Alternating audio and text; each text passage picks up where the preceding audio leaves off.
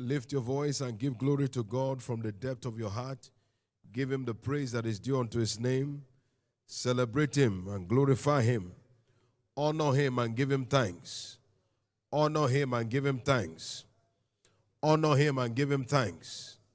Appreciate him and give him the glory that is due unto his name. Celebrate the faithfulness of our God. Make sure you are thanking him. Those testimonies are the doings of God, and they are marvelous in our eyes, and therefore we owe him thanks. Let's give him the glory that is due unto his name. Remember, appreciation to God is application for more. As you thank him for what he has done, you position for what he said to do. Will you give him quality thanks this morning? Give him glory, give him honor, give adoration unto our God. Celebrate him from the depth of your heart. Thank him and thank him and thank him. Thank him and thank him and thank him this morning.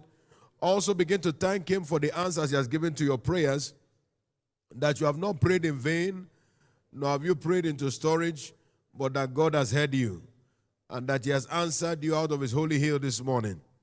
Thank him for the answers to your intercessions, the answers to your supplications. Our God is the one who hears prayers, and is the one who answers our prayers. Give him glory, give him honor, give him adoration, and celebrate him. He's worthy of all praise. He's worthy of all glory.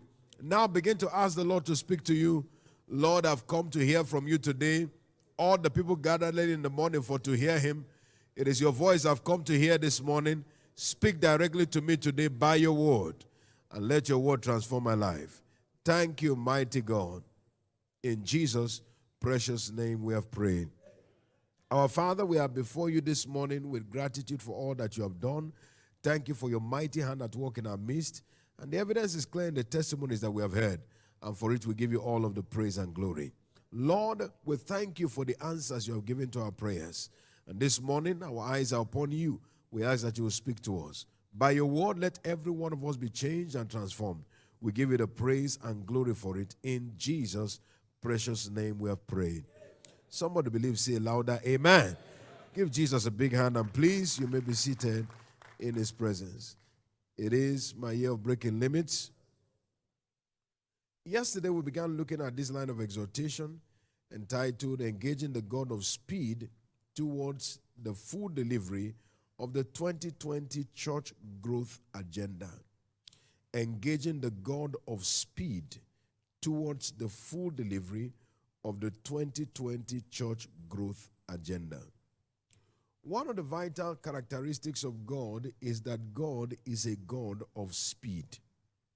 Our God is a God of speed.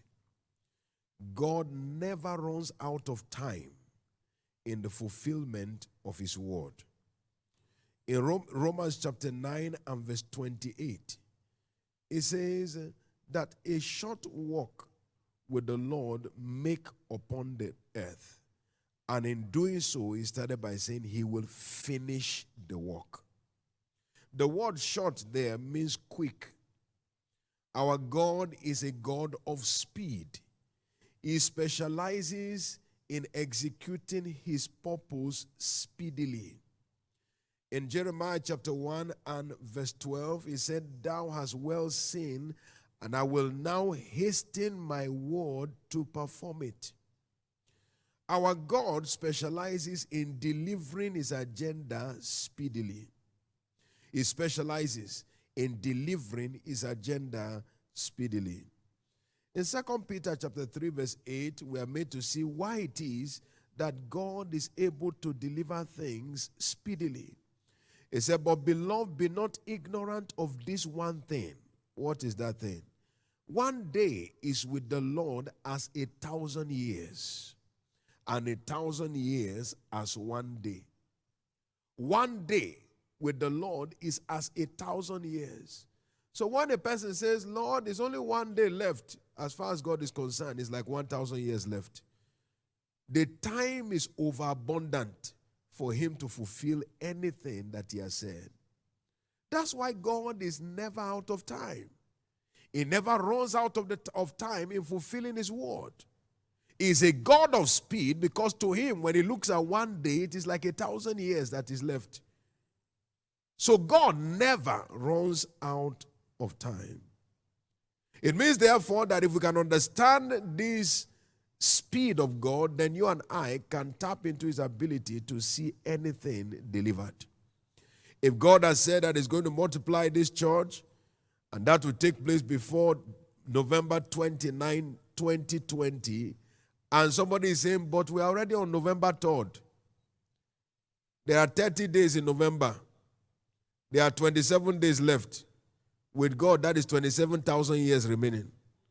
That is too much time for him to deliver his purpose. Our God is a God of speed. Say with me, my God is a God of speed. Say louder, my God is a God of speed.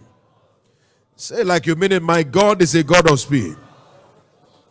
When we look through the scripture, we see the God of speed manifesting all through the scripture. And we look at this example of Elijah. The Bible shows us how that Elijah believed in the God of speed that answers by fire, and God manifested himself. In 1 Kings chapter 18, verse 21 to 24, we are made to understand there, 1 Kings 18, 21 to 24, it said Elijah came and said, how long will you hop between two opinions? If the Lord be God, follow him, but if he be Baal, then follow him. And the people could not answer him any word. The Bible tells us, he said, I am the only prophet that is remaining, but the prophets of Baal are 450. He said, now this is what we will do. He said, give us 2 bullocks. Let us dress it. Let them go, 450 of them, and begin to call on Baal. And they did that from morning till evening. And there was no response. And then Elijah, the Bible says, at the time of the evening sacrifice, he repaired the altar that was broken down. He dressed it. He put the sacrifice upon it. He told them, pour water upon it until the place was soaked. And the Bible said the ditches were overflowing with water. And then he turned to God. And in a moment, what others were trying to instigate from morning till evening, in a moment, a prayer line that was less than 5 minutes, God answered by fire. Because our God is a God of speed. Somebody else was pressing and pressing to try to get something from morning till evening. When the day was already ending, the sun was already setting, someone else turned to the God of speed. And instantly, the Bible says that the fire of the Lord fell. It consumed all of the sacrifice, consumed the water. He said even the dust was consumed by the fire of the Lord, because our God is a God of speed. So we must engage our faith like Elijah did in the God of speed, and we'll see him bring his word to pass. Somebody believe it, say loud amen. I said somebody believe it, say loud amen. Must understand, however, that expectation is God's wisdom for provoking divine intervention through the altar of prayer. Expectation. So you don't just approach the altar of prayer with a prayer line. Your heart must be loaded with expectation. The Bible tells us in the book of Proverbs chapter 23 and verse 18, it says, surely there is an end, and thine expectation shall not be cut off. In chapter 24 of Proverbs, verse 13 and verse 14, it said, my son, eat thou honey because it is good, and the honeycomb which is sweet to thy taste. So shall the knowledge of wisdom be unto thee, and when thou hast found it, there shall be a reward, and thy expectation shall not be cut off. So it is our expectation that God responds to. It is not just intercession of the mouth, but expectation of the heart. Our hearts must be loaded with expectation.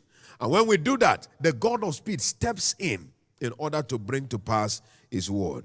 You recall in 2 Chronicles chapter 20, how from verse 3 to 24, we find this very difficult situation where Judah was surrounded by 3 nations. The Bible makes us to understand that these 3 nations came with the intention of destroying Judah. And Jehoshaphat and the children of Judah went before the Lord, and they cried unto him. They said, Lord, our eyes are upon you. We have no might against this great army, but our eyes are upon you. And God stepped in on their behalf. And the Bible tells us that by the time they arrived at the war front to see their enemies, behold, they were all dead bodies. God already stepped in. Somebody may have said, but the armies are already gathered. It's too late. God said, I never run out of time. I never run out of time. Somebody else may have said, oh, but if God was going to help us, he would have tried to send an army to help us before the people arrived. Now they have besieged us. Where is our deliverance going to come from? God said, I never run out of time. Think about it. Judah was 1/12 of a nation, 1/12 of Israel, and 3 complete nations came to surround it. That looked like certain destruction. It looked like the end has already come. But they went before God, the one who never runs out of time or runs out of options. And he gave them an instant intervention that made them celebrities to their generation. That will be somebody's experience in the name of Jesus. What God is saying to us is simple. That when we engage on the altar of prayer, we must understand that as we come with expectation, we see God's intervention answer on our behalf. For us, we shall see God intervene on our behalf in the name of Jesus. Therefore, it is no big deal for God to double the attendance of this church on or before November 29, 2020. Say with me, it's no big deal. Come on, say it louder, it's no big deal. Say it one more time, it's no big deal.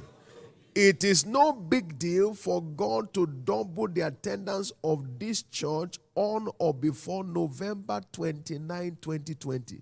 Remember how many years are remaining between now and that day? 27,000. In the eyes of God, 27,000 years, 26,000, for 29th, are remaining between now and 29th. It is too much time. Can you imagine God having a project of 26,000 years and then saying, I'm running out of time? No way. That's one of the mysteries of God. That's why science can never unravel God. They look at him and say, how can he create everything in 6 days? They forget that before him, 6 days is 6,000 years.